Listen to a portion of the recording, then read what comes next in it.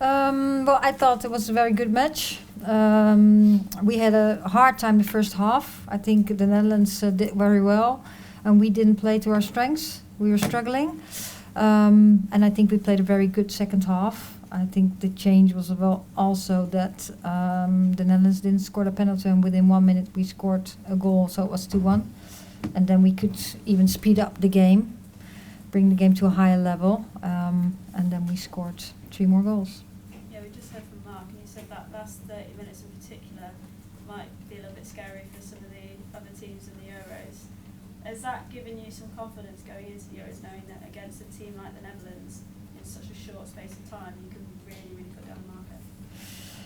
Yeah, it gives confidence, because we know we have lots of depth in our team, lots of quality. So we also have hard choices to make for the first 11, and it gives us opportunities. But I also do think that we can play better than we did the first half.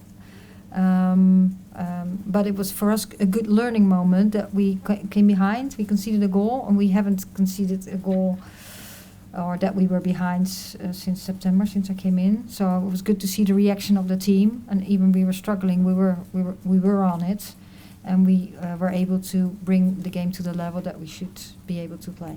Yeah, and just finally for me on the sort of reaction of the crowd at the end and the atmosphere, it was great to see that unity, wasn't it? Yeah, it's incredible. That's so nice.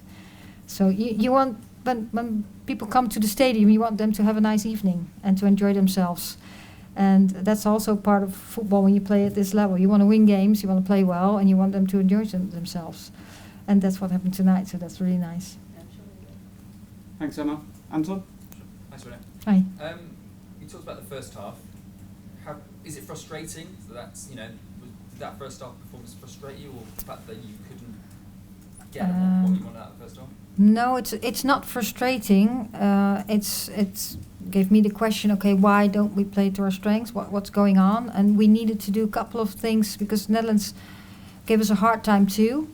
So we needed tactically to do a little better or a little different, and especially out of possession. And in possession, what we can do, I think we're good at that. Have high speed, high ball tempo, skip players, and having runs behind, and we didn't do that. The tempo was too low. We weren't dynamic. We didn't make the runs that necessary, and we did that a lot better the second half. You talked about it a minute ago, but how difficult is it going to be to pick your team for the first game of the Euros, considering you said, the strength of the bench and the changes made a big impact? Yes, that is difficult, and it's good to see that everyone wants to play. Everyone wants to be part of this team, and everyone wants to play. And that's really good. So we're close, but we also know that sometimes you need just a little different player, maybe with different relations. But yeah, I'm glad that I'm having a hard time to make the starting lineup. You talked about the midfield after the game at Molineux last week. It's different again today with Fran, and then you changed it during the game as well. Yeah.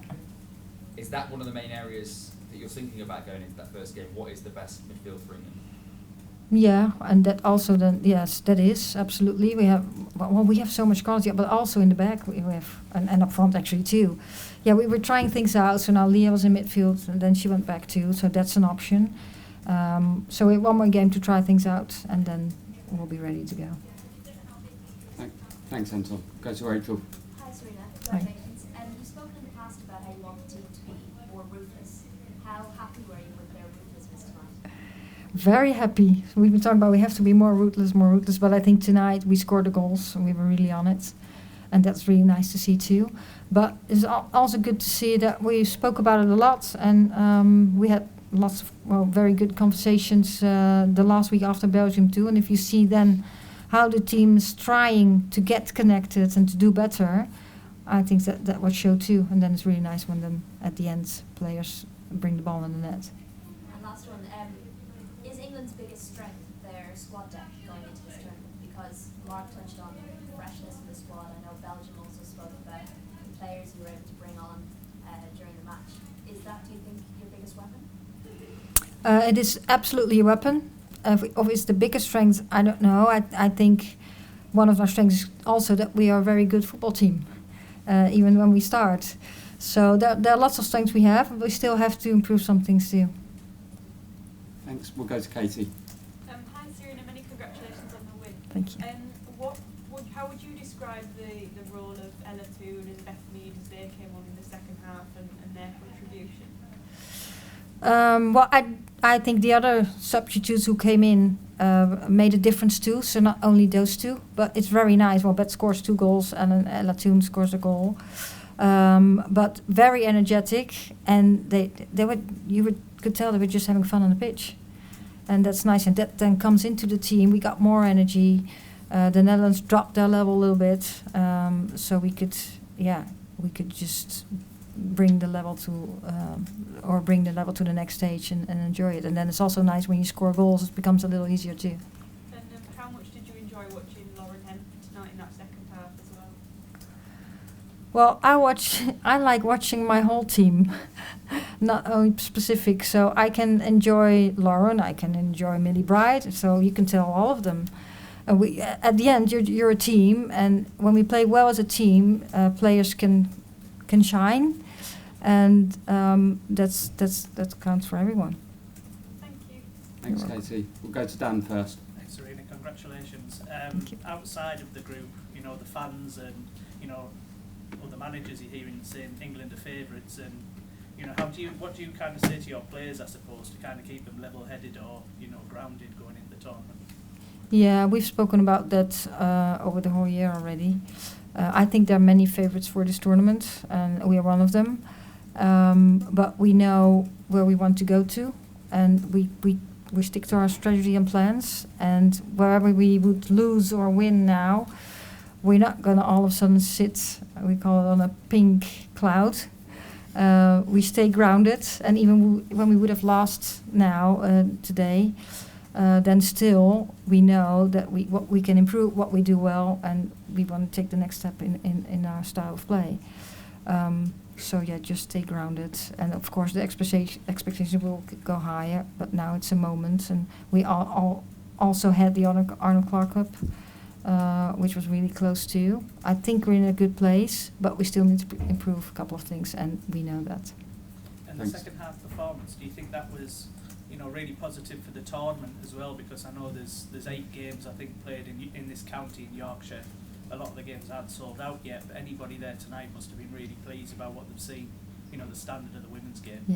Yeah, I hope so. And I think, when people see this, they get enthusiastic, and hopefully they are so excited that they want to come and watch a game. Cheers. Thanks, Dan. Molly. Hi, Sarina. Hi. Congratulations on the win. Thanks. Throughout your career, how important have those big turning points in games been, looking at that kind of the penalty being missed and then going up the other end in a minute to go and score? How important are those turning points where the momentum kind of swings towards the team? Yeah, well, first of all, you always hope that it's in your advantage, because those are big moments in games, and when it's so close, when you're playing at the highest level, yes, there are turning points. But even though if the Netherlands would have scored that penalty, then still we could have speed up our game and trying to tie and even score 2 goals. So you never know, but that was a big moment in the game. Thanks, Molly. Susie. Hi Sarina, congratulations. I just wanted to ask you about Rachel Bailey, because it's obviously a hugely emotional place for her to play, difficult circumstances for her and her family. She's playing at left back. She looked really, really comfortable, really fighting, gutsy performance. Is she adding to your selection headache? How happy are you with her performance? You always want to talk with individuals. I'm happy actually with the team performance, and the team performs really well when the players perform well. Yes, she did well. She feels comfortable. She's energetic. She can play on the left side and right side. That's how we see it. And again, on that position, there's a lot of competition too. So I'm in a very luxury position. There's a lot of versatility. Obviously, you said she can play either side. There's lots of versatility and a number of players throughout the squad. How important is that for your team to have that? Yeah, the depth in this team is good, and sometimes it's really nice to have versatility in your team when you don't, or on what reason you don't substitute and you want to change in positions. That's nice. In this team, it's not really necessary because most of the positions we have covered really well. But when you get some injuries or stuff, then it's really nice to have.